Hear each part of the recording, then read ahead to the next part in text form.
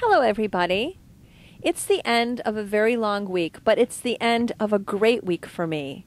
Although I'm a bit exhausted, I'm so thrilled to say that this week I helped 3 people who really needed help from me, and another person that needed help, my father, who was in the hospital, now has a pacemaker after me begging and cajoling and pushing the doctor for almost a year to place that inside my father so that he can have a better life. So let's talk about the first person that I helped this week. And the reason I'm doing this is because most of you who are getting this newsletter and this video are individuals who have attended my seminars. In fact, thousands of people have attended my seminars. But it's not the only thing I do. I'm not just a lecturer. In one situation this week, I helped a family stabilize their mother. They were living very far away from here, and they were very worried about their mother who lives in Beverly Hills, and rightfully so. She's been living alone, and she has dementia, and she cut her arm while she was doing some light housekeeping, but she let it bleed for 3 days before she went to the hospital. And the way she got to the hospital was by calling the police department to take her there.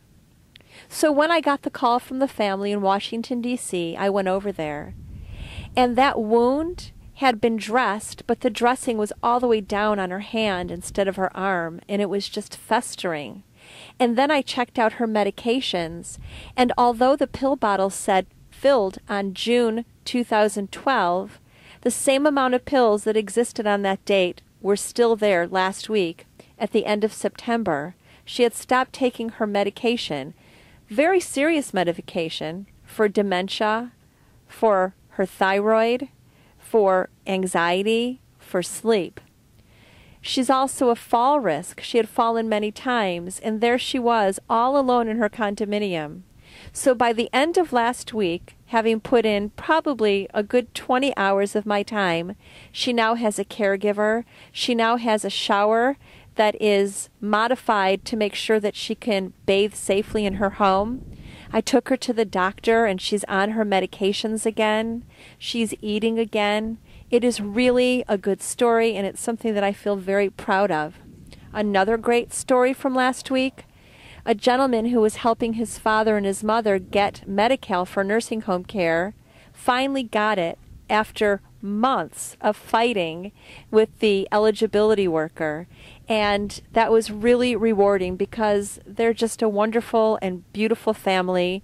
They need and deserve that benefit. The other item, a client that I initially started working for 17 months ago went to the neurologist, or I went to the neurologist with her. And it turns out that since I got into her life 17 months ago, her mental status has stayed the same. She has not deteriorated. This woman is going to be celebrating her 86th birthday, and she's still only on 2 medications. And of course, there's my dad. He went into the hospital last week. And after spending a significant time with him and pushing the doctors to perform test after test, they finally found the cause of his problem. And he finally got a much-needed pacemaker, which if nobody had pushed the doctors, he wouldn't have gotten. This brings me to the subject of the newsletter, the written newsletter that you can click onto. I urge all of you to click onto this newsletter.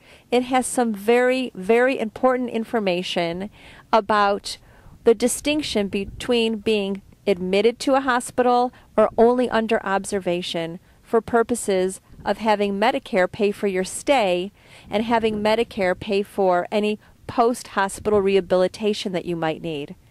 This issue was also covered by AARP in its August monthly newsletter, and it's quite important for you to understand the difference between being admitted and just being under observation. So I please urge you to click onto the newsletter to check that out.